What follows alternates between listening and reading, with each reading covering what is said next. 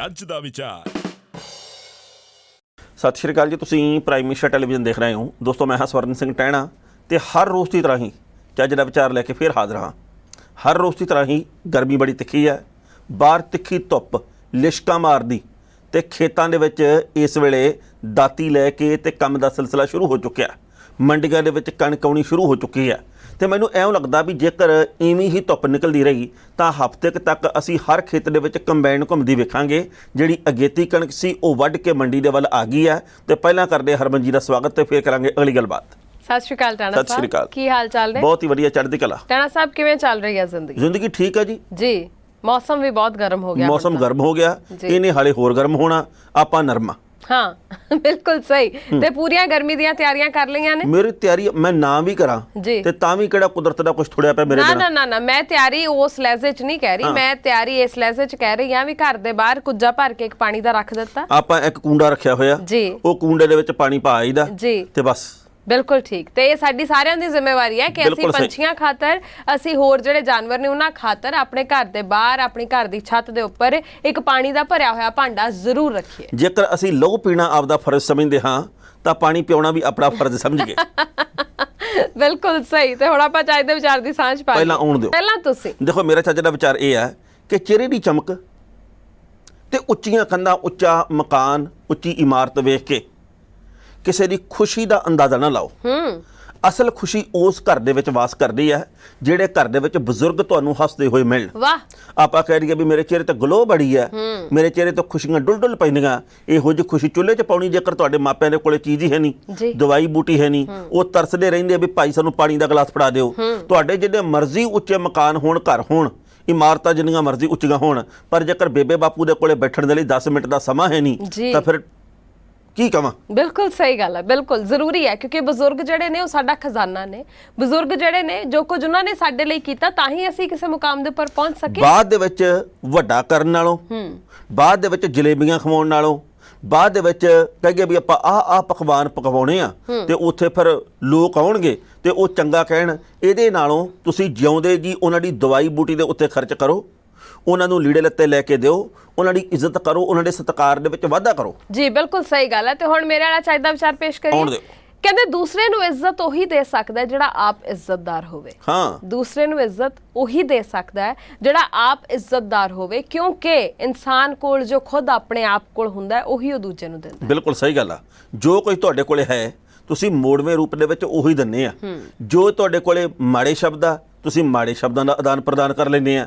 ਜੇਕਰ ਤੁਹਾਡੇ ਕੋਲੇ ਚੰਗੇ ਆ, ਤੁਹਾਡੇ ਬੋਝੇ ਦੇ ਵਿੱਚ ਚੰਗੀਆਂ ਚੀਜ਼ਾਂ, ਤੁਸੀਂ ਉਹ ਦਿਓਗੇ, ਜੋ ਹੈ ਉਹੀ ਮਿਲੂਗਾ। ਕਈ ਵਾਰੀ ਬੰਦਾ ਕਹਿ ਦਿੰਦਾ ਫਲਾਣਾ ਬਹੁਤ ਹੀ ਮਾੜਾ, ਉਹ ਬੜੇ ਮਾੜੇ ਸ਼ਬਦਾਂ ਦੀ ਵਰਤੋਂ ਕਰਦਾ, ਉਹਦੇ ਕੋਲੇ ਹੈ ਹੀ ਉਹ ਸ਼ਬਦ ਲੈ ਕੇ ਕਿੱਥੋਂ ਆਵੇ? ਇਹ ਕਿਹੜਾ ਹੱਟੀਆਂ ਤੋਂ ਮਿਲਦੇ ਆ, ਇਹ ਕਿਹੜਾ ਬਾਜ਼ਾਰਾਂ ਚੋਂ ਖਰੀਦੇ ਜਾ ਸਕਦੇ ਆ? ਇਹ ਤਾਂ ਤਹਿਜ਼ੀਬ ਦੀ ਗੱਲ ਆ, ਇਹ ਤੁਹਾਡੇ ਪੜ੍ਹਨ ਲਿਖਣ ਦੀ ਗੱਲ ਆ, ਤੁਹਾਨੂੰ ਸਿਖਾਇਆ ਹੀ ਇਹ ਕੁਝ ਗਿਆ। ਜੀ ਪਰ ਤਹਿਜ਼ੀਬ ਵੀ ਕੱਲੀਆਂ ਡਿਗਰੀਆਂ ਦੇ ਨਾਲ ਕਦੇ ਹਾਸਲ ਨਹੀਂ ਹੁੰਦੀ। ਕਦੇ ਵੀ ਵੱਡੇ ਕਾਲਜਾਂ ਦੇ ਵਿੱਚ ਪੜ੍ਹਨ ਦੇ ਨਾਲ, ਯੂਨੀਵਰਸਿਟੀਆਂ ਦੇ ਵਿੱਚ ਪੜ੍ਹਨ ਦੇ ਨਾਲ, ਸਕੂਲਾਂ ਦੇ ਵਿੱਚ ਪੜ੍ਹਨ ਦੇ ਨਾਲ ਤਹਿਜ਼ੀਬ ਨਹੀਂ ਆਉਂਦੀ, ਲਿਆਕਤ ਨਹੀਂ ਆਉਂਦੀ। ਇਹ ਅਸਲ ਦੇ ਵਿੱਚ ਜੋ ਤੁਸੀਂ ਘਰੋਂ ਸਿੱਖਦੇ ਹੋ, ਜੋ ਤੁਹਾਡੇ ਸੰਸਕਾਰ ਨੇ, ਜੋ ਤੁਸੀਂ ਆਪਣੇ ਆਲੇ ਦੁਆਲੇ ਗ੍ਰਹਿਣ ਕਰਦੇ ਹੋ, ਇਹ ਉਹਨਾਂ ਸਾਰੀਆਂ ਚੀਜ਼ਾਂ ਦਾ ਇੱਕ ਮਿਸ਼ਰਣ ਹੁੰਦਾ ਹੈ। ਉਹੀ ਤੁਸੀਂ ਆਪਣੀ ਜ਼ੁਬਾਨ ਰਾਹੀਂ ਫਿਰ ਕੱਢਦੇ ਹੋ। ਤੁਸੀਂ ਅਕਸਰ ਕਹਿੰਦੇ ਹੁੰਦੇ ਹੋ ਨਾ ਵੀ ਟੈਂਕੀ ਦੇ ਵਿੱਚ ਪਾਣੀ ਹੋਊਗਾ ਤਾਂ ਟੂਟੀ ਰਾਹੀਂ ਬਾਹਰ ਆਊਗਾ। ਇਹ ਟੈਂਕੀ ਹੈ ਤੇ ਇਹ ਟੂਟੀ ਹੈ। ਜੋ ਇੱਥੇ ਹੋਊਗਾ ਉਹੀ ਜ਼ੁਬਾਨ ਰਾਹੀਂ ਬਾਹਰ ਆਊਗਾ। ਜੇ ਇੱਥੇ ਚੰਗਾ ਭਰਾਂਗੇ ਤਾਂ ਜ਼ੁਬਾਨ ਰਾਹੀਂ ਚੰਗੀਆਂ ਚੀਜ਼ਾਂ ਬਾਹਰ ਆਉਣਗੀਆਂ। ਜੇ ਇੱਥੇ ਹੀ ਗੰਦ ਪਿਲ ਹੋਊਗਾ ਤੇ ਫਿਰ ਜ਼ੁਬਾਨ ਰਾਹੀਂ ਵੀ ਅਸੀਂ ਗੰਦਾ ਹੀ ਬੋਲਾਂਗੇ। ਬਿਲਕੁਲ ਸਹੀ ਗੱਲ। ਤੇ ਇੱਕ ਮੈਂ ਬੇਨਤੀ ਕਰਦਾ ਦੋ ਪਹੀਆ ਵਾਹਨ ਚਾਲਕਾਂ ਨੂੰ, ਜਿਹੜੇ ਮੋਟਰਸਾਈਕਲ ਸਵਾਰ ਆ, ਸਾਡੇ ਵਰਗੇ ਸਾਥੀ ਆ ਜਿਹੜੇ, ਉਹਨਾਂ ਨੂੰ ਬੇਨਤੀ ਇਹ ਹੈ ਜੀ ਕਿ ਤੁਸੀਂ ਨਾ ਇਸ ਗੱਲ ਦੀ ਹੁਣ ਕੋਸ਼ਿਸ਼ ਕਰੋ ਕਿ ਬਿਨਾਂ ਹੈਲਮਟ ਤੋਂ ਘਰੋਂ ਬਾਹਰ ਨਹੀਂ ਨਿਕਲਣਾ। ਬਿਲਕੁਲ ਸਹੀ। ਮੱਛਰ ਹੈਗਾ ਲੋੜਿਆਂ ਦਾ, ਜਦੋਂ ਅੱਖ ਦੇ ਵਿੱਚ ਇੱਕ ਵਾਰੀ ਪੈ ਜਾਣਾ ਤਾਂ ਵਾਜੇ ਜਾਂਦੇ ਵੱਜ, ਐ ਜ਼ਹਿਰ ਪੈਂਦੀ ਜਦੋਂ ਅੱਖ ਦੇ ਵਿੱਚ, ਫਿਰ ਮਲਦੇ ਹੀ ਰਹਿੰਦੇ ਆ ਕਰਕੇ। ਮੇਰੇ ਵਰਗਾ ਵੱਧ ਮਲ ਲੈਂਦਾ, ਹੋਰ ਲਾਲ ਹੋ ਜਾਂਦੀ ਆ। ਸੋ ਇਸ ਕਰਕੇ ਜੇਕਰ ਤੁਸੀਂ ਚਾਹੁੰਦੇ ਆ ਵੀ ਤੁਹਾਡੀ ਵਜ੍ਹਾ ਨਾ ਵਿਗੜੇ, ਤੁਹਾਡਾ ਚਿਹਰਾ ਨਾ ਵਿਗੜੇ, ਤਾਂ ਹੈਲਮਟ ਪਾਉਣ ਦੀ ਆਦਤ ਸ਼ੁਰੂ ਕਰੋ। ਉਹਦੇ ਨਾਲ ਇੱਕ ਇਹ ਫਾਇਦਾ ਹੁੰਦਾ ਵੀ ਜਿਹੜਾ ਵਾਲਾਂ ਦੇ ਵਿੱਚ ਫਸਦੇ ਹੈਗੇ ਮੱਛਰ, ਕਿਉਂਕਿ ਫਸੀ ਜਾਂਦੇ ਵਾਲਾਂ 'ਚ ਤੇ ਉਹਦੇ ਤੋਂ ਵੀ ਬਚਾ ਰਹਿੰਦਾ। ਜੀ ਸਿਰ ਬਚਦਾ, ਤੱਤੀ ਵਾਹ ਨਹੀਂ ਵੱਜਦੀ। ਹਾਂ ਸਿਰ ਬਚਦਾ ਤੁਹਾਡਾ, ਮੂੰਹ ਤੇ ਤੱਤੀ ਵਾਹ ਨਹੀਂ ਵੱਜਦੀ। ਉਸ ਤੋਂ ਬਾਅਦ ਆ ਮੱਛਰ ਜਿਹੜਾ ਉਸ ਤੋਂ ਬਚਾ ਹੁੰਦਾ। ਹੋਰ ਜਿਹੜੇ ਕਈ ਤਰ੍ਹਾਂ ਦੇ ਕੀੜੇ ਉੱਡੇ ਫਿਰਦੇ ਨੇ ਉਹ ਕਈ ਵਾਰ ਥਾੜ ਕਰਕੇ ਆ ਕੇ ਮੂੰਹ ਤੇ ਵੱਜਦੇ ਨੇ, ਹਨਾ, ਉਹਦੇ ਤੋਂ ਉਹ ਸ਼ੀਸ਼ਾ ਜਿਹੜਾ ਹੈਲਮਟ ਦਾ ਉਹ ਤੁਹਾਡਾ ਬਚਾ ਕਰਦਾ। ਤੇ ਵੈਸੇ ਵੀ ਦੋ ਪਹੀਆ ਚਲਾਉਣ ਤੋਂ ਪਹਿਲਾਂ ਹੈਲਮਟ ਪਾਉਣਾ ਬਹੁਤ ਜ਼ਰੂਰੀ ਹੈ। ਬਿਲਕੁਲ ਸਹੀ। ਉਹ ਵੀ ਹਾਜ਼ਰ ਹੈ ਜੱਜ ਦਾ ਵਿਚਾਰ। ਟਣਾ ਸਾਹਿਬ, ਇੱਕ ਖਬਰ ਬਹੁਤ ਜ਼ਿਆਦਾ ਸੋਸ਼ਲ ਮੀਡੀਆ ਦੇ ਉੱਪਰ ਫੈਲਦੀ ਪਈ ਹੈ। ਖਬਰਾਂ ਬਹੁਤ ਸਾਰੀਆਂ ਆਉਂਦੀਆਂ ਸੋਸ਼ਲ ਮੀਡੀਆ ਤੇ, ਕਈ ਉਹਦੇ ਵਿੱਚੋਂ ਸੱਚੀਆਂ ਹੁੰਦੀਆਂ, ਕਈ ਹੁੰਦੀਆਂ ਝੂਠੀਆਂ।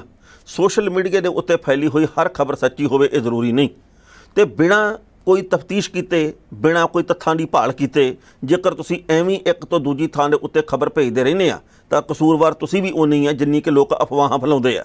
ਸੋਸ਼ਲ ਮੀਡੀਆ ਦੇ ਉੱਤੇ ਆਪਦਾ ਝੱਸ ਪੂਰਾ ਕਰਨ ਦੇ ਲਈ, ਆਪਦਾ ਵਕਤ ਲੰਘਾਉਣ ਦੇ ਲਈ ਤੇ ਸਵਾਦ ਲੈਣ ਦੇ ਲਈ ਐਵੇਂ ਨਹੀਂ ਖਬਰਾਂ ਪੇਸ਼ ਕਰਨੀਆਂ ਚਾਹੀਦੀਆਂ। ਕਿਸੇ ਵੀ ਚੀਜ਼ ਨੂੰ ਸ਼ੇਅਰ ਕਰਨ ਤੋਂ ਪਹਿਲਾਂ, ਸਾਂਝਾ ਕਰਨ ਤੋਂ ਪਹਿਲਾਂ ਸਿਰ ਤੋਂ ਕੰਮ ਲੈਣਾ ਚਾਹੀਦਾ ਕਿ ਭਾਈ ਕੀ ਇਹ ਠੀਕ ਹੈ, ਇਹ ਮੈਨੂੰ ਕਰਨੀ ਚਾਹੀਦੀ ਹੈ, ਪਰ ਕਈ ਲੋਕ ਨਹੀਂ ਸੋਚਦੇ। ਜੇਕਰ ਆਪ ਜੀ ਦੀ ਵਿਸਥਾਰ ਸਹਿਤ ਵਿਆਖਿਆ ਪੂਰੀ ਹੋ ਗਈ ਹੋਏ ਤਾਂ ਮੈਂ ਆਪਦੀ ਗੱਲ ਪੂਰੀ ਕਰਾਂ। ਹਾਂਜੀ ਟਣਾ ਸਾਹਿਬ, ਸੋਸ਼ਲ ਮੀਡੀਆ ਤੇ ਇੱਕ ਖਬਰ ਬਹੁਤ ਜ਼ਿਆਦਾ ਫੈਲ ਰਹੀ ਹੈ। ਨਹੀਂ, ਬਹੁਤ ਫੈਲਦੀਆਂ, ਮੈਂ ਤਾਂ ਉਹੀ ਕਹਿ ਕੇ ਹਟਿਆ। ਜੀ ਜੀ ਹਾਂਜੀ, ਹਾਂ ਹਾਂ, ਨਹੀਂ ਆਉਣ ਦਿਓ। ਨਹੀਂ, ਪਰ ਇਹ ਗੱਲ ਸੱਚੀ ਆ ਵੀ ਲੋਕ ਨਹੀਂ ਟਲਦੇ। ਬੜੇ ਲੋਕ ਬਸ ਬੜੇ ਤਰ੍ਹਾਂ ਦੀਆਂ ਖਬਰਾਂ ਭੇਜਦੇ ਆ। ਮੈਂ ਇੱਕ ਜ਼ਿੰਦਗੀ ਦੇ ਵਿੱਚ ਅੱਜ ਤੱਕ ਦੀ ਗੱਲ ਕਰਦਾ, ਕੱਲ੍ਹ ਦਾ ਮੈਨੂੰ ਨਹੀਂ ਪਤਾ ਆਪਦੇ ਬਾਰੇ। ਅੱਜ ਤੱਕ ਮੈਂ ਕਿਸੇ ਦੀ ਵੀ ਭੇਜੀ ਹੋਈ ਖਬਰ, ਕਿਸੇ ਦੀ ਵੀ ਭੇਜੀ ਹੋਈ ਜਾਣਕਾਰੀ ਅੱਗੇ ਨਹੀਂ ਭੇਜਦਾ, ਕਿਉਂਕਿ ਜਿੰਨੀ ਦੇਰ ਤੱਕ ਮੈਂ ਹੀ ਨਹੀਂ ਕਲੀਅਰ, ਮੈਂ ਹੀ ਨਹੀਂ ਸਪਸ਼ਟ ਵੀ ਇਹ ਜੋ ਆਈ ਹੈ ਜਾਣਕਾਰੀ ਇਹਦੇ ਵਿੱਚ ਕੋਈ ਤੱਥ ਹੈ ਕਿ ਨਹੀਂ, ਮੈਂ ਐਵੇਂ ਝੱਸ ਪੂਰਾ ਕਰਨ ਦੇ ਲਈ ਬਸ ਅੱਗੇ ਨਹੀਂ ਭੇਜਦਾ। ਮੈਂ ਤਾਂ ਉਹਨੂੰ ਸਵਾਲ ਕਰਦਾ, ਬਾਈ ਜੀ ਤੇਰੇ ਕੋਲੇ ਜਾਣਕਾਰੀ ਕਿੱਥੋਂ ਆਈ? ਬਿਲਕੁਲ ਸਹੀ। ਅਗਲਾ ਕਹਿੰਦਾ ਮੈਨੂੰ ਐਂ ਹੀ ਭੇਜੀ ਕਿਸੇ ਨੇ, ਤੇ ਮੈਂ ਕਹਿੰਦਾ ਐਂ ਹੀ ਭੇਜੀ ਤਾਂ ਆਪਾਂ ਐਂ ਹੀ ਭੇਜਤੀ। ਉਹੀ ਗੱਲ ਹੈ ਵੀ ਅੱਜ ਕੱਲ ਤਾਂ ਖਬਰ ਨੂੰ ਤੁਸੀਂ ਚੈੱਕ ਕਰਨ ਦੇ ਲਈ ਉਹਦੀ ਜਿਹੜੀ ਵਾਕਈ ਵੀ ਉਹ ਸਹੀ ਹੈ ਖਬਰ ਜਾਂ ਨਹੀਂ ਸਮਾਂ ਸਹੀ, ਕਿੱਥੇ ਕਿਸੇ ਕੋਲੇ? ਤੁਹਾਡੇ ਕੋਲ ਵੈਸੇ ਵੀ ਸਰ ਅੱਜ ਕੱਲ ਤਾਂ ਸਾਧਨ ਬਹੁਤ ਸਾਰੇ ਨੇ ਜਿੱਥੋਂ ਤੁਸੀਂ ਪੁਸ਼ਟੀ ਕਰ ਸਕਦੇ ਹੋ ਕਿ ਖਬਰ ਸਹੀ ਹੈ ਜਾਂ ਨਹੀਂ ਸਹੀ, ਪਰ ਫਿਰ ਵੀ ਬਿਨਾਂ ਪੁਸ਼ਟੀ ਕੀਤੇ ਅਸੀਂ ਕਈ ਵਾਰ ਖਬਰ ਅੱਗੇ ਤੋਂ ਅੱਗੇ ਐਵੇਂ ਹੀ ਫੈਲਾਉਂਦੇ ਰਹਿੰਦੇ ਆ, ਬਾਅਦ ਚ ਪਤਾ ਲੱਗਦਾ ਨਹੀਂ ਇਹ ਤਾਂ ਝੂਠ ਸੀ। ਸੋ ਇਦਾਂ ਦੇ ਕੰਮ ਕਰਨ ਤੋਂ ਬਚੋ। ਪਰ ਮੈਂ ਇੱਕ ਮਿੰਟ, ਹੁਣ ਮੈਂ ਬੋਲੂੰਗੀ ਜੀ। ਮੈਂ ਜਿਹੜੀ ਖਬਰ ਦੀ ਗੱਲ ਕਰ ਰਹੀ ਸੀ ਟਣਾ ਸਾਹਿਬ, ਉਹ ਖਬਰ ਬੜੀ ਮਹੱਤਵਪੂਰਨ ਖਬਰ ਹੈ ਸਾਡੇ। ਹਾਂ, ਮਹੱਤਵਪੂਰਨ ਖਬਰ ਤੁਸੀਂ ਸਾਂਝੀ ਕਰਨ ਲੱਗੇ ਆ ਤੇ ਬਹੁਤ ਚੰਗੀ ਗੱਲ ਹੈ ਜੀ। ਹੁਣ ਮੈਂ ਬੋਲਾਂ? ਹਾਂ, ਸਾਡੇ ਸਾਬਕਾ ਮੰਤਰੀ ਸਾਹਿਬਾਨ ਜਿਹੜੇ ਉਹਨਾਂ ਤੇ ਬਹੁਤ ਤਰ੍ਹਾਂ ਦੇ ਆਰੋਪ ਲਗਾਏ ਜਾ ਰਹੇ ਨੇ। ਦੋਸ਼ ਹੁੰਦੇ ਆ, ਦੋਸ਼, ਮਾਫੀ ਚਾਹੁੰਦੀ, ਉਹਨਾਂ ਤੇ ਬਹੁਤ ਤਰ੍ਹਾਂ ਦੇ ਦੋਸ਼ ਲਾਏ ਜਾ ਰਹੇ ਨੇ। ਉਹ ਕਹਿੰਦੇ ਅਸੀਂ ਇਦਾਂ ਦਾ ਕੁਝ ਕੀਤਾ ਨਹੀਂ ਹੈ, ਸਾਡੇ ਤੇ ਦੋਸ਼ਾਂ ਦੀ ਵਾਛੜ ਹੋਈ ਜਾਂਦੀ ਹੈ ਤੇ ਤੁਸੀਂ ਹੱਸੀ ਜਾਂਦੇ ਹੋ। ਦੇਖੋ, ਮੇਰਾ ਹਾਸਾ ਨਹੀਂ ਨਿਕਲਿਆ, ਮੇਰੀ ਖੰਘ ਨਿਕਲੀ ਸੀ। ਅੱਛਾ, ਅਸਲ ਦੇ ਵਿੱਚ ਗੱਲ ਇਹ ਆ ਕਿ ਜਿਸ ਤਰੀਕੇ ਦੇ ਨਾਲ ਦੋਸ਼ ਲੱਗੇ ਆ, ਉਹਨਾਂ ਦੋਸ਼ਾਂ ਤੋਂ ਬਾਅਦ ਹੁਣ ਟੱਬਰ ਦੇ ਜੀ ਅੱਗੇ ਆਏ ਆ। ਜਿਹੜੀ ਹੁਣ ਸਾਬਕਾ ਸਰਕਾਰ ਦੇ ਮੰਤਰੀ ਆ, ਉਹਨਾਂ ਨੂੰ ਕਹਤਾ ਵੀ ਕੋਠੀਆਂ ਖਾਲੀ ਕਰੋ ਜੀ, ਉਹਨਾਂ ਨੇ ਕੋਠੀਆਂ ਖਾਲੀ ਕਰਤੀਆਂ। ਤੇ ਜਿਹੜੇ ਨਵੇਂ ਗਏ ਉਹਦੇ ਵਿੱਚ ਮੰਤਰੀ ਜਾਂ ਹੋਰ ਨੇਤਾ, ਤੇ ਉਹਨਾਂ ਨੇ ਕਿਹਾ ਜੀ ਵੀ ਇਹਦੇ ਵਿੱਚ ਤਾਂ ਸਮਾਨ ਹੀ ਪੂਰਾ ਹੈ ਨਹੀਂ। ਮਨਪ੍ਰੀਤ ਸਿੰਘ ਬਾਦਲ ਦੀ ਕੋਠੀ ਦੇ ਵਿੱਚੋਂ ਕਈ ਸਮਾਨ ਗਾਇਬ ਆ, ਕਈ ਕੁਝ ਗਾਇਬ ਆ ਉੱਥੋਂ, ਕਿਉਂਕਿ ਉਸ ਕੋਠੀ ਦੇ ਵਿੱਚ ਜੋ ਕੁਝ ਪਿਆ ਸੀ ਕਹਿੰਦੇ ਵੀ ਉਹ ਕੁਝ ਹੈ ਨਹੀਂ ਗਾ ਇੱਥੇ, ਤੇ ਕਹਿੰਦੇ ਇਸ ਕਰਕੇ ਵੀ ਮਨਪ੍ਰੀਤ ਸਿੰਘ ਬਾਦਲ ਹੋਰਾਂ ਦਾ ਸਮਾਨ ਕਿੱਧਰ ਚਲਾ ਗਿਆ ਕੋਠੀ ਵਾਲਾ। ਇਹ ਹੁਣ ਸਵਾਲ ਉੱਠਿਆ। ਗੁਰਪ੍ਰੀਤ ਸਿੰਘ ਕਾਂਗੜ ਦੀ ਕੋਠੀ ਵਿੱਚ ਸਮਾਨ ਹੈ ਨਹੀਂਗਾ, ਉਹ ਸਮਾਨ ਕਿੱਥੇ ਗਾਇਬ ਹੋਇਆ? ਹੁਣ ਇਹਦੇ ਤੇ ਸਵਾਲ ਉੱਠਿਆ। ਕਾਂਗੜ ਹੋਰਾਂ ਨੇ ਗੱਲ ਕਹੀ ਹੈ ਜੀ ਕਿ ਇਸ ਮਾਮਲੇ ਦੀ ਪੜਤਾਲ ਕਰਦੇ ਆ, ਪਰ ਮਨਪ੍ਰੀਤ ਬਾਦਲ ਹੋਰਾਂ ਦੇ ਪਰਿਵਾਰਕ ਜੀਆਂ ਦੇ ਵੱਲੋਂ ਗੱਲ ਕਹੀ ਗਈ ਆ। ਉਹ ਕਹਿੰਦੇ ਜੀ ਕਿ ਮਨਪ੍ਰੀਤ ਨੇ ਇਹ ਸਮਾਨ ਖੁਦ ਲਿਆ ਸੀ ਜਿਹੜਾ ਇੱਥੇ ਹੈ ਨਹੀਂਗਾ। 1,82,000 ਰੁਪਏ ਦਾ ਉਹਨਾਂ ਨੇ ਸਮਾਨ ਲਿਆ ਸੀ ਜੀ, ਉਹ ਉਹਨਾਂ ਨੇ ਉੱਥੇ ਰੱਖਿਆ ਸੀ, ਉਹ ਇੱਥੇ ਹੈ ਨਹੀਂਗਾ। ਤੇ ਅਸੀਂ 1 ਰੁਪਏ ਦੀ ਚੀਜ਼ ਆ ਜਿਹੜੀ ਉਹ ਨਹੀਂ ਇਦਾਂ ਛੇੜੀ ਤੇ ਨਾ ਅਸੀਂ ਛੇੜਨੀ ਆ।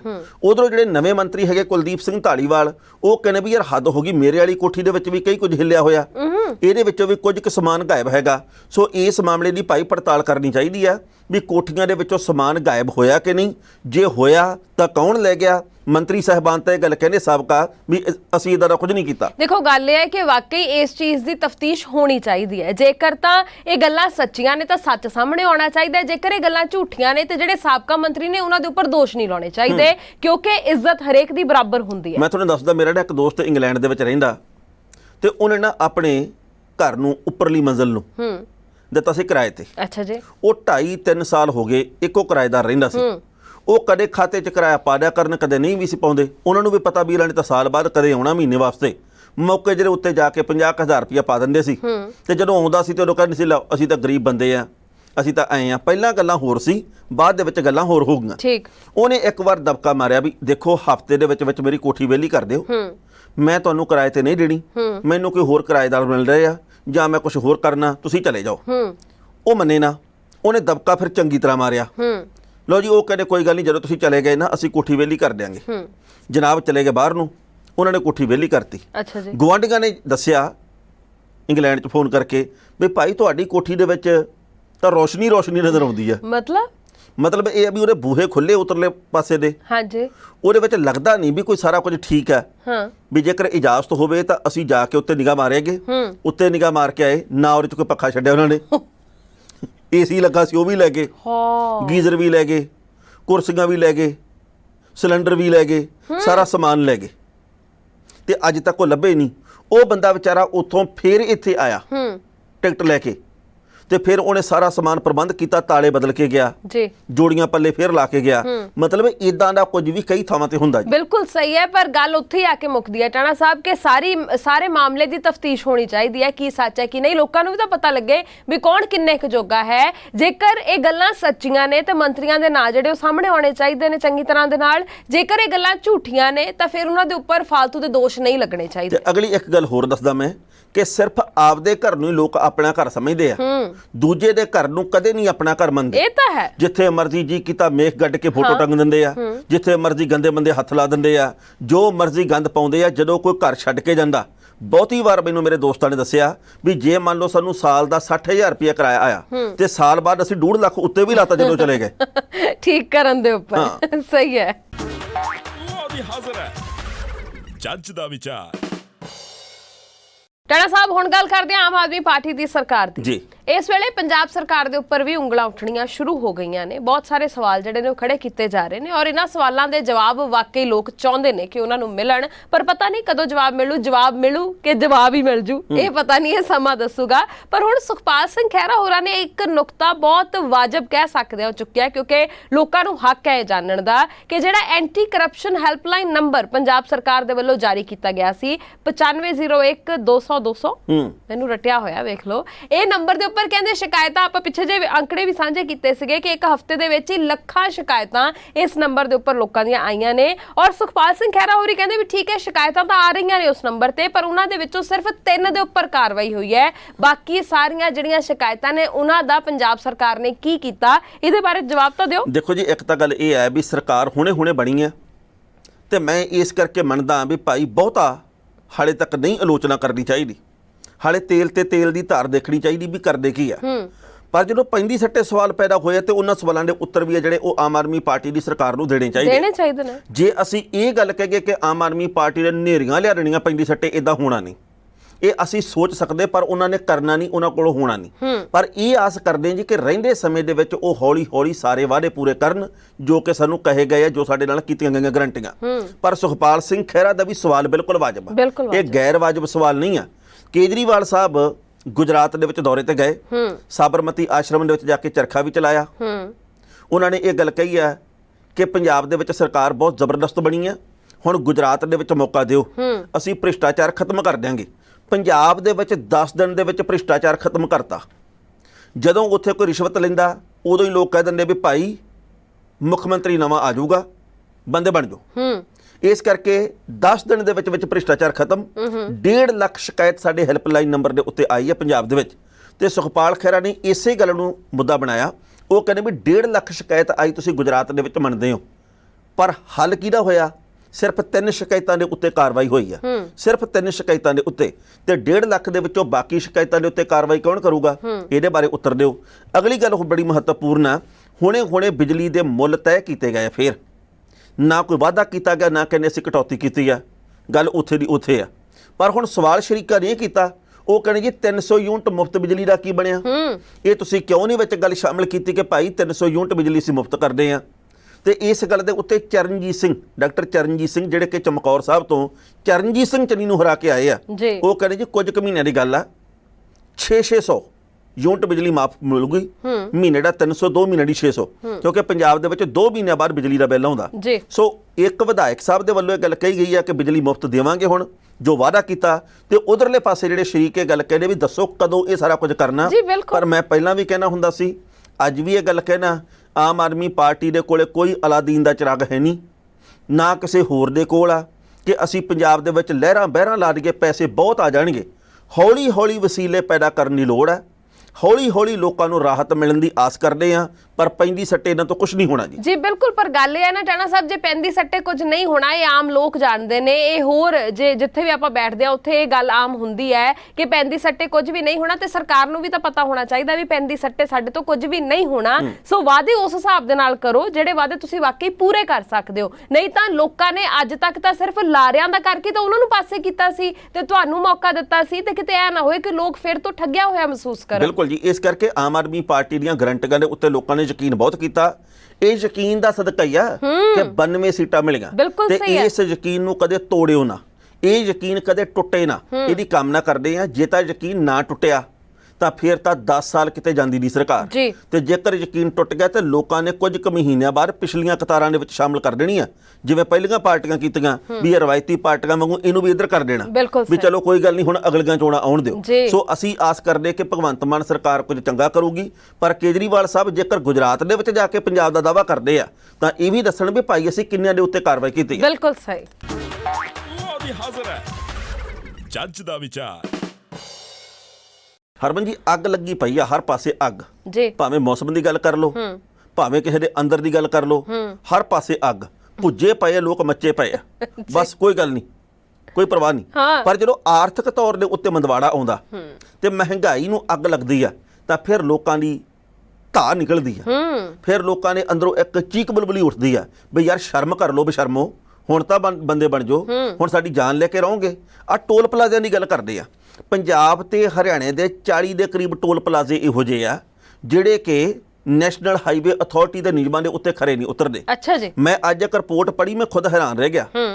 ਨਿਤਿਨ ਗਡਕਰੀ ਸਾਹਿਬ ਨੇ ਜਿਹੜੇ ਕੇਂਦਰੀ ਮੰਤਰੀ, ਉਹਨਾਂ ਨੇ ਇਹ ਜਾਣਕਾਰੀ ਖੁਦ ਦਿੱਤੀ ਹੈ। ਉਹ ਕਹਿੰਦੇ ਜੀ ਕਿ ਨਿਯਮਾਂ ਦੇ ਮੁਤਾਬਕ ਜਿਹੜੇ ਕਿ ਪਹਿਲਾਂ ਬਣੇ ਹੋਏ ਆ 60 ਕਿਲੋਮੀਟਰ ਬਾਅਦ ਹੀ ਦੂਜਾ ਟੋਲ ਆਊਗਾ। ਮੰਨ ਲਓ ਤੁਸੀਂ ਜਲੰਧਰ ਤੋਂ ਅੰਮ੍ਰਿਤਸਰ ਸਾਹਿਬ ਜਾ ਰਹੇ ਆ, 60 ਕਿਲੋਮੀਟਰ ਬਾਅਦ ਇੱਕ ਟੋਲ ਆਇਆ, ਉਸ ਤੋਂ ਬਾਅਦ ਅਗਲਾ ਟੋਲ ਜਿਹੜਾ ਉਹ 60 ਕਿਲੋਮੀਟਰ ਬਾਅਦ ਆਊਗਾ। ਬਿਲਕੁਲ ਸਹੀ। ਜਲੰਧਰ ਤੋਂ ਅੰਮ੍ਰਿਤਸਰ ਦੀ ਦੂਰੀ ਹੈਗੀ 80 ਕਿਲੋਮੀਟਰ, ਰਾਹ ਦੇ ਵਿੱਚ 2 ਟੋਲ ਪਲਾਜ਼ੇ ਪੈਂਦੇ ਆ, ਜਦ ਕਿ ਇਹ 2 ਟੋਲ ਆ ਜਿਹੜੇ 120 ਕਿਲੋਮੀਟਰ ਦੇ ਦਾਇਰੇ ਦੇ ਵਿੱਚ ਆਉਣੇ ਚਾਹੀਦੇ ਆ, ਪਰ ਇੱਥੇ 80 ਚ ਆ ਗਏ। ਜਲੰਧਰ ਤੋਂ ਲੈ ਕੇ ਚੰਡੀਗੜ੍ਹ ਦੀ ਦੂਰੀ ਮੇਰੇ ਖਿਆਲ ਵੀ 150 ਜਾਂ 160 ਕਿਲੋਮੀਟਰ ਆ, ਰਾਹ ਦੇ ਵਿੱਚ 4 ਟੋਲ ਪਲਾਜ਼ੇ ਪੈਂਦੇ ਆ, ਜਦ ਕਿ ਇਹ 3 ਵੀ ਨਹੀਂ ਪੈਣੇ ਚਾਹੀਦੇ, ਕਿਉਂਕਿ 60 ਨੂੰ 4 ਨਾਲ ਗੁਣਾ ਕਰੋ 240 ਬਣਦੇ ਆ। ਸੋ ਕਹਿਣ ਦਾ ਭਾਵ ਇਹ ਜੀ ਕਿ ਟੋਲ ਪਲਾਜ਼ੇ ਇਸ ਤਰੀਕੇ ਨਾਲ ਲੁੱਟਦੇ ਆ ਲੋਕਾਂ ਨੂੰ। ਉਸ ਤੋਂ ਅਗਲੀ ਗੱਲ ਇਹ ਆ, ਕਿੰਨੇ ਕੁ ਟੋਲ ਪਲਾਜ਼ੇ ਪੰਜਾਬ ਤੇ ਹਰਿਆਣੇ ਦੇ ਇਹੋ ਜਿਹੇ ਆ ਜਿਨ੍ਹਾਂ ਦੇ ਉੱਤੇ ਲਿਖਿਆ ਹੋਇਆ ਵੀ ਕਦੋਂ ਤੋਂ ਇਹ ਸ਼ੁਰੂ ਹੋਇਆ ਤੇ ਕਦੋਂ ਤੱਕ ਇਹਦੀ ਮਿਆਦ ਆ, ਕਦੋਂ ਇਹ ਸਮਾਪਤ ਹੋ ਜਾਣਾ। ਕਿੰਨੇ ਕੁ ਟੋਲ ਪਲਾਜ਼ੇ ਇਹੋ ਜਿਹੇ ਆ ਜਿੱਥੇ ਤੁਸੀਂ ਐਂਬੂਲੈਂਸਾਂ ਬਿਲਕੁਲ ਤਿਆਰ ਬਰ ਤਿਆਰ ਖੜੀਆਂ ਦੇਖਦੇ ਆ, ਉੱਥੇ ਬੈਂਕ ਦੀ ਗੱਡੀ ਤਾਂ ਖੜੀ ਹੋਊਗੀ ਵੀ ਨੋਟ ਆਉਂਦੇ ਆ ਤੇ ਵਿੱਚ ਰੱਖ ਕੇ ਟੈਚੀ ਤੇ ਫਿਰ ਫੁਰ ਹੋ ਜਗੇ, ਪਰ ਉੱਥੇ ਤੁਹਾਨੂੰ ਕਿੰਨੀਆਂ ਕੁ ਸਹੂਲਤਾਂ ਮਿਲਦੀਆਂ। ਕਿੰਨੇ ਕੁ ਟੋਲ ਪਲਾਜ਼ੇ ਇਹੋ ਜਿਹੇ ਆ ਜਿੱਥੇ ਬਾਥਰੂਮ ਦਾ ਬਹੁਤ ਵਧੀਆ ਪ੍ਰਬੰਧ ਕੀਤਾ ਗਿਆ।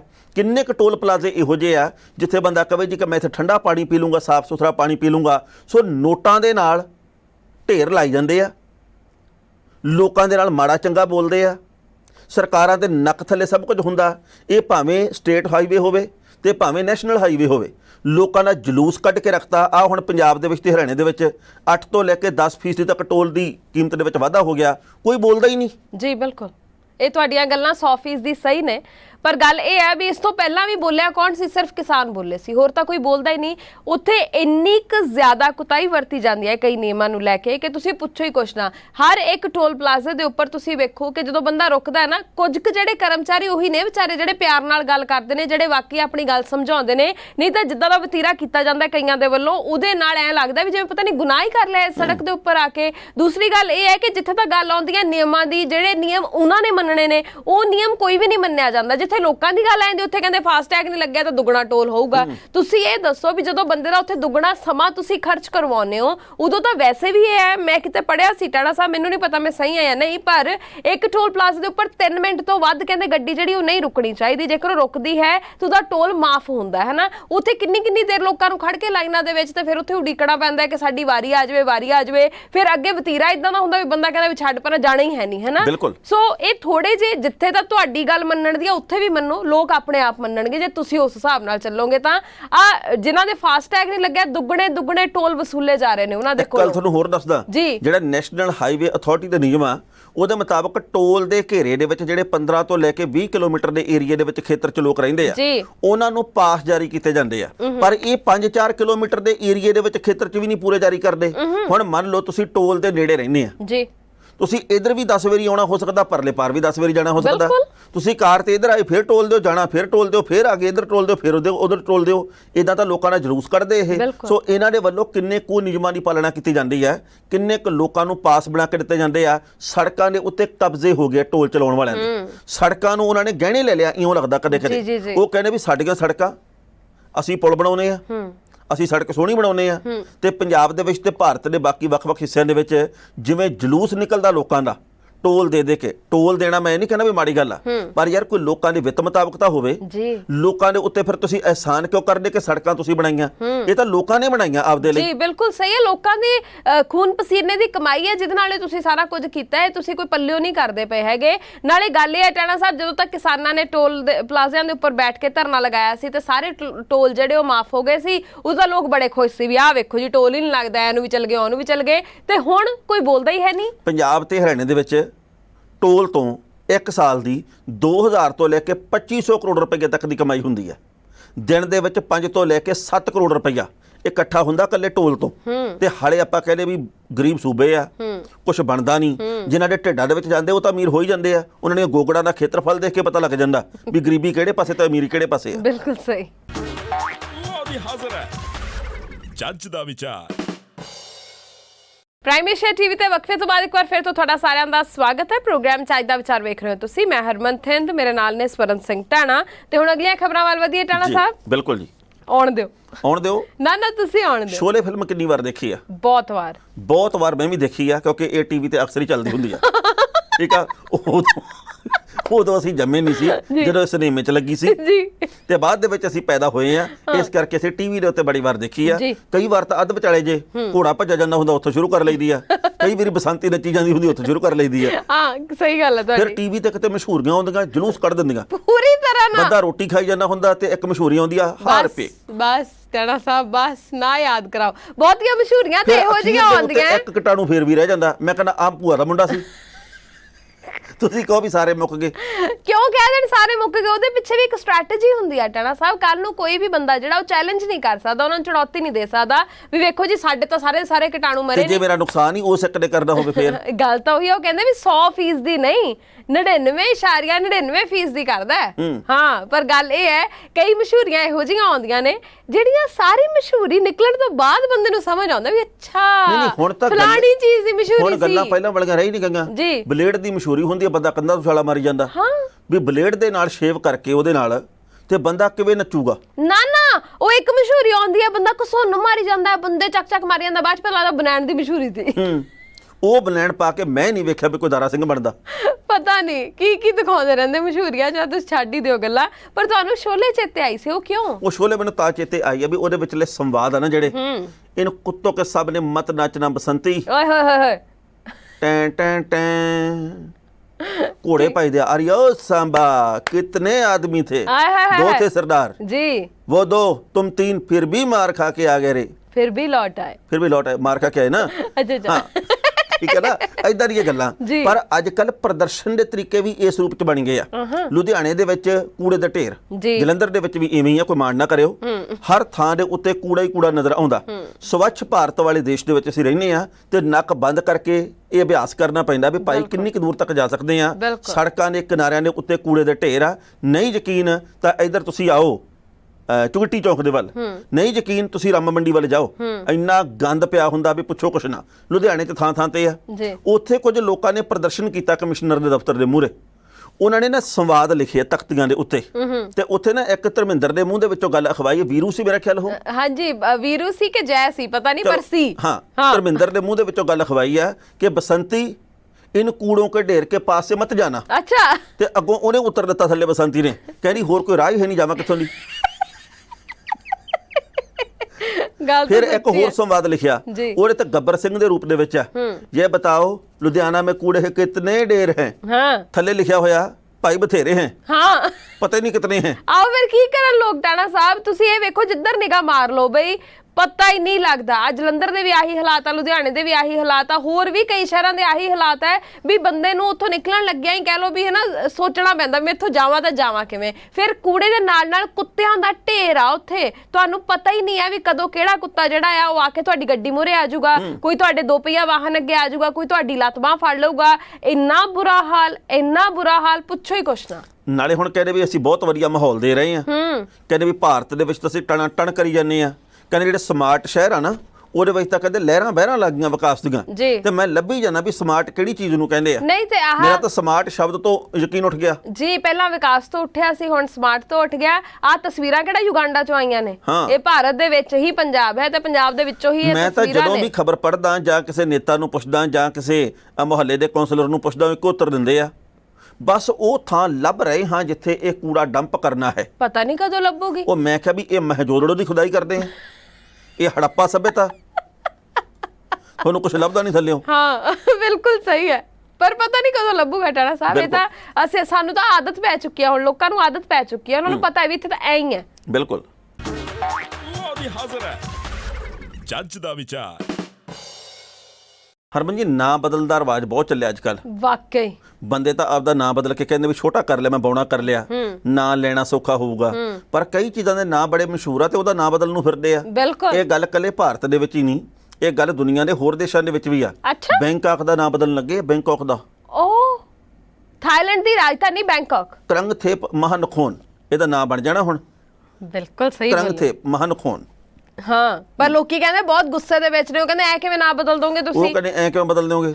ਉਹਨੇ ਬਦਲ ਦਿਆਂਗੇ। ਉਹ ਕਹਿੰਦੇ ਐਵੇਂ ਬਦਲ ਦੋਗੇ, ਬੈਂਕਾਕ ਹੀ ਆ, ਅਸੀਂ ਨਹੀਂ ਨਾਂ ਬਦਲਣ ਦੇਣਾ। ਜੇ ਕਿਤੇ ਬੈਂਕਾਕ ਹੁੰਦਾ ਯੂਪੀ ਦੇ ਵੱਲ ਤੇ ਹੁਣ ਨੂੰ ਇਹਦਾ ਨਾਮ ਬਦਲਿਆ ਹੋਣਾ ਸੀ। ਬਿਲਕੁਲ ਸਹੀ ਹੈ। ਉੱਥੇ ਤਾਂ ਪਤਾ ਨਹੀਂ ਕਿਹੜੀ ਚੀਜ਼ ਦਾ ਬਦਲ ਦਿੰਦੇ ਆ। ਹਾਂ ਭਾਰਤ ਦੇ ਵਿੱਚ ਵੈਸੇ ਵੀ ਕਿਤੇ ਵੀ ਹੁੰਦਾ ਤੇ ਕੋਈ ਪਤਾ ਨਹੀਂ ਵੀ ਦਿਨ ਚੜ੍ਹਦੇ ਨੂੰ ਕੀ ਨਾ ਰੱਖਿਆ ਹੁੰਦਾ। ਉਹਨਾਂ ਨੇ ਕਿਹੜਾ ਪੁੱਛਣਾ ਸੀ ਵੀ ਆਹ ਰੱਖ ਦਈਏ ਕਿ ਨਾ, ਬਸ ਨੋਟੀਫਿਕੇਸ਼ਨ ਹੀ ਆਉਣਾ ਸੀ ਵੀ ਅੱਜ ਤੋਂ ਇਹਦਾ ਨਾਂ ਆ ਨਹੀਂ ਆ ਹੋਊਗਾ। ਪਰ ਇੱਕ ਗੱਲ ਬੜੀ ਕਲੀਅਰ ਆ ਤੇ ਬੜੀ ਸਾਫ਼ ਆ ਕਿ ਲੋਕਾਂ ਨੂੰ ਸਦੀਆਂ ਦੇ ਵਿੱਚ ਜਿਹੜੇ ਨਾਮ ਪੱਕੇ ਹੁੰਦੇ ਆ ਉਹ ਐਦਾਂ ਬੋਰਡ ਲਾਏ ਤੋਂ ਬਾਅਦ, ਇਦਾਂ ਕਾਗਜ਼ਾਂ ਦੇ ਵਿੱਚ ਨਾਂ ਬਦਲੇ ਤੋਂ ਬਾਅਦ ਚੇਤੇ ਦੇ ਵਿੱਚ ਨਹੀਂ ਆਉਂਦੇ। ਬਿਲਕੁਲ ਸਹੀ। ਹੁਣ ਸਾਡੇ ਫਰੀਦਕੋਟ ਦੇ ਵਿੱਚ ਇੱਕ ਅਸੀਂ ਹੁੱਕੀ ਵਾਲਾ ਚੌਂਕ ਕਹਿੰਦੇ ਸੀ, ਉਹਦਾ ਨਾਂ ਬਦਲਿਆ ਗਿਆ ਪਰ ਅਸੀਂ ਉਹਨੂੰ ਹਾਲੇ ਵੀ ਹੁੱਕੀ ਵਾਲਾ ਚੌਂਕ ਕਹਿੰਦੇ ਆ। ਇੱਕ ਕਹਿੰਦੇ ਵੀ ਟੱਲ ਵਾਲੀ ਗਲੀ ਤੋਂ ਇੱਧਰ ਨੂੰ ਮੁੜ ਜੀ ਕਿਉਂਕਿ ਉੱਥੇ ਟੱਲ ਲਟਕਿਆ ਹੋਇਆ ਇੱਕ ਮਠਿਆਈਆਂ ਵਾਲੀ ਦੁਕਾਨ ਦੇ ਵਿੱਚ। ਪਰ ਮਤਲਬ ਇਹ ਆ ਵੀ ਕਈ ਚੀਜ਼ਾਂ ਦੇ ਲੋਕਾਂ ਦੇ ਨਾਂ ਪੱਕ ਜਾਂਦੇ ਆ ਜੀ। ਤੇ ਜੇਕਰ ਹੁਣ ਤੁਸੀਂ ਕਹਿੰਦੇ ਵੀ ਭਾਈ ਜਿਹੜਾ ਫਲਾਣਾ ਚੌਂਕ ਆ ਇੱਥੇ ਫਲਾਣੀ ਚੀਜ਼ ਨੂੰ ਕੱਢ ਦਿੰਦੇ ਆ, ਹੁਣ ਅੱਜ ਤੋਂ ਬਾਅਦ ਇਹਨੂੰ ਆਹ ਮੰਨੋ, ਲੋਕ ਐਦਾਂ ਨਹੀਂ ਮੰਨਦੇ।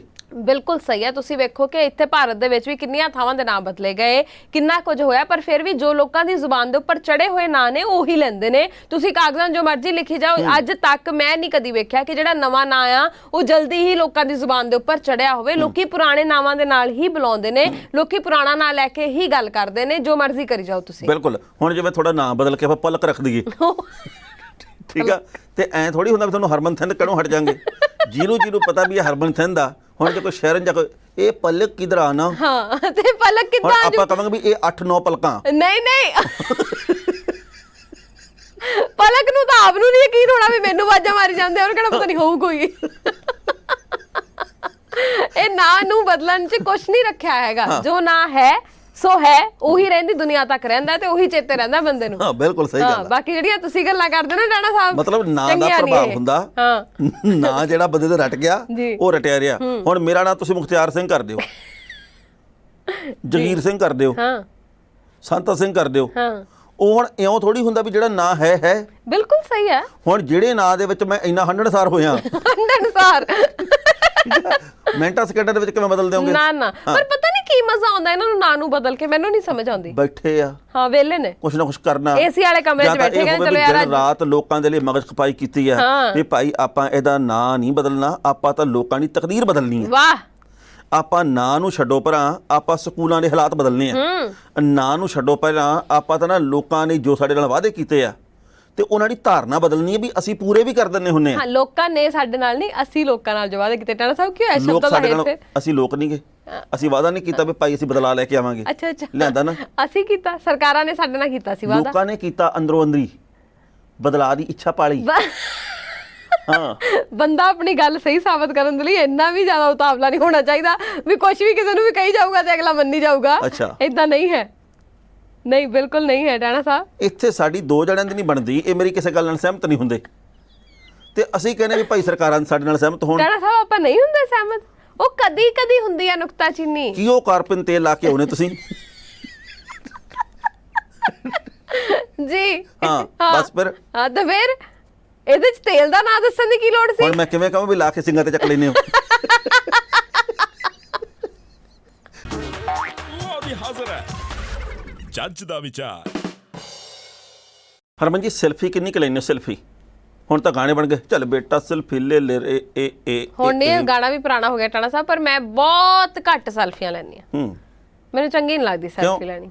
ਜਿਹਨੇ ਸੈਲਫੀ ਲਈ ਹੁੰਦੀ ਆ ਨਾ ਉਹ ਇੰਨਾ ਭੈੜਾ ਨਜ਼ਰ ਆਉਂਦਾ, ਜਿਹੜੇ ਮਗਰ ਹੁੰਦੇ ਖੜੇ ਉਹ ਵਧੀਆ ਲੱਗਦੇ ਹੁੰਦੇ ਆ। ਬੰਦਾ ਹੋਰ ਹੀ ਬੂਬੜ ਜਾ ਬਣ ਕੇ ਰਹਿ ਜਾਂਦਾ, ਕਿਉਂਕਿ ਸਭ ਤੋਂ ਨੇੜੇ ਤੁਸੀਂ ਹੁੰਨੇ ਐ ਕਰਕੇ।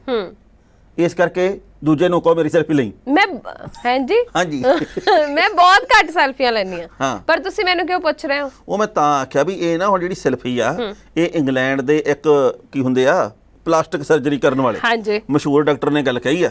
ਉਹਨੇ ਕਿਹਾ ਜੀ ਕਿ ਜਦੋਂ ਤੋਂ ਸੈਲਫੀ ਦਾ ਕ੍ਰੇਜ਼ ਖਿੱਚ ਬੜੀ ਵਧੀ ਆ ਉਦੋਂ ਤੋਂ ਲੋਕਾਂ ਨੂੰ ਆਪਦੇ ਚਿਹਰੇ ਭੈੜੇ ਲੱਗਣ ਲੱਗ ਪਏ ਆ। ਅੱਛਾ। ਸਾਡੇ ਕੋਲੇ ਕਹਿੰਦੇ ਨੱਕ ਦੇ ਆਪਰੇਸ਼ਨ ਵਾਲੇ ਕੇਸਾਂ ਦੀ ਗਿਣਤੀ 'ਚ ਬੜਾ ਵਾਧਾ ਹੋਇਆ, ਪਲਾਸਟਿਕ ਸਰਜਰੀ ਬੜੀ ਕਰਾਉਂਦੇ ਆ। ਕਹਿੰਦੇ ਵੀ ਜਦੋਂ ਤੁਸੀਂ ਐ ਲੈਨੇ ਆ ਸੈਲਫੀ, ਮੰਨ ਲਓ 12 ਇੰਚ ਦੀ ਦੂਰੀ ਹੋਵੇ ਤਾਂ ਫਿਰ ਨਾਸਾਂ ਹੋਰ ਤਰੀਕੇ ਨਾਲ ਆਉਂਦੀਆਂ, ਜੇ 18 ਇੰਚ ਤੋਂ ਲਈ ਹੋਵੇ ਬਾਹ ਲੰਮੀ ਹੋਵੇ। ਮੈਂ ਤੁਹਾਨੂੰ ਦੱਸਦੀ ਸਾਰੇ ਅੰਕੜੇ ਨੇ, ਥੋੜੀ ਹੋਰ ਤਰੀਕੇ ਦੀ ਆਉਂਦੀ ਆ ਜੀ। ਸਾਰੇ ਅੰਕੜੇ ਨੇ ਮੇਰੇ ਕੋਲ। ਉਹ ਕਹਿੰਦੇ ਆ ਕਿ ਜੇਕਰ ਡਿਜੀਟਲ ਕੈਮਰੇ ਦੀ ਤੁਲਨਾ ਦੇ ਵਿੱਚ 12 ਇੰਚ ਦੀ ਦੂਰੀ ਤੋਂ ਜਿਹੜੀ ਸੈਲਫੀ ਲਈ ਜਾਂਦੀ ਹੈ ਉਹਦੇ ਚ ਨੱਕ 6.4% ਦੀ ਲੰਮਾ ਆਉਂਦਾ ਤੇ 18 ਇੰਚ ਦੂਰੋਂ ਜਿਹੜੀ ਸੈਲਫੀ ਲਈ ਹੁੰਦੀ ਹੈ ਉਹਦੇ ਵਿੱਚ 4.3% ਦੀ ਜਿਹੜੀ ਠੋਡੀ ਆ ਉਹ ਲੰਬੀ ਦਿਖਾਈ ਦਿੰਦੀ ਹੈ।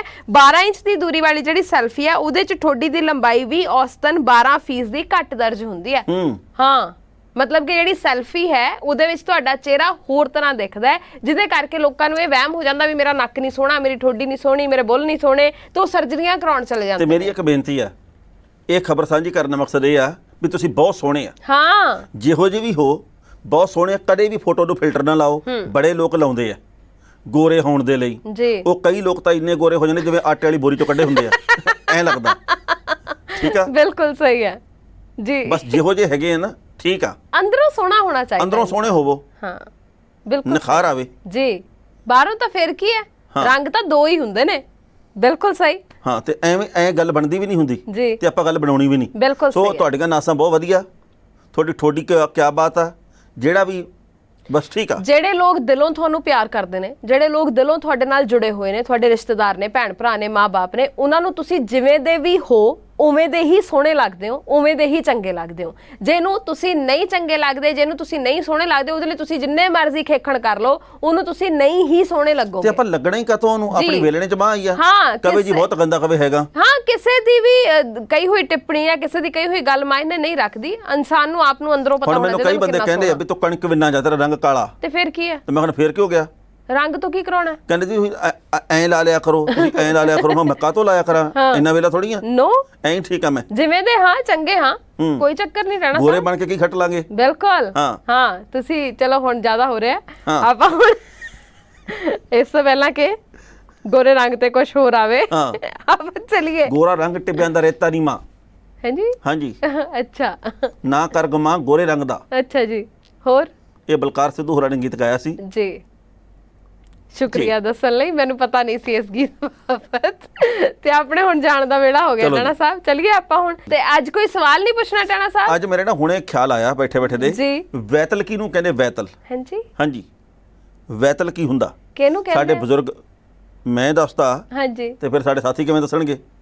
ਵੈਤਲ ਕੀ ਹੁੰਦਾ? ਵੈਤਲ। ਅੱਛਾ ਜੀ, ਪ੍ਰਤੀਕਿਰਿਆ ਜ਼ਰੂਰ ਆਪਣੀ ਸਾਡੇ ਤਾਈਂ ਤੁਸੀਂ ਭੇਜੋ, ਕਿਉਂਕਿ ਮੈਨੂੰ ਵੀ ਨਹੀਂ ਪਤਾ ਵੀ ਵੈਤਲ ਕੀ ਹੁੰਦਾ, ਤੇ ਮੈਂ ਵੀ ਤੁਹਾਡੀ ਪ੍ਰਤੀਕਿਰਿਆ ਪੜ੍ਹ ਕੇ ਹੀ ਪਤਾ ਲਗਾਉਣ ਦੀ ਕੋਸ਼ਿਸ਼ ਕਰੂੰਗੀ। ਤੇ ਇਹ ਵਾਅਦਾ ਹੈ ਕਿ ਹਮੇਸ਼ਾ ਚੇਤੇ ਰੱਖੂੰਗੀ ਕਿ ਵੈਤਲ ਕੀ ਹੁੰਦਾ। ਕੀ ਹੁੰਦਾ ਵੈਤਲ? ਵੈਤਲ ਬਾਅਦ ਚ ਦੱਸੂਗਾ, ਪਹਿਲੇ ਗੱਲ ਸਾਡੇ ਸਾਥੀ ਦੱਸਣਗੇ ਜੀ। ਬਿਲਕੁਲ। ਤੇ ਹੁਣ ਆਪਾਂ ਚੱਲੀਏ, ਜਾਣ ਦਾ ਵੇਲਾ ਹੋ ਗਿਆ। ਪ੍ਰਤੀਕਿਰਿਆ ਜ਼ਰੂਰ ਸਾਡੇ ਤਾਈਂ ਪਹੁੰਚਾਇਓ। ਦੋਵਾਂ ਦੀ ਇਜਾਜ਼ਤ, ਫਿਰ ਮਿਲਾਂਗੇ। ਸਤਿ ਸ਼੍ਰੀ ਅਕਾਲ। ਤੁਸੀਂ ਵੇਖਦੇ ਰਹੋ ਪ੍ਰਾਈਮ ਏਸ਼ੀਆ ਟੀਵੀ, ਤੁਹਾਡਾ ਆਪਣਾ, ਤੁਹਾਡੇ ਲਈ। ਹਾਜ਼ਰ ਹੈ ਜੱਜ ਦਾ ਵਿਚਾਰ।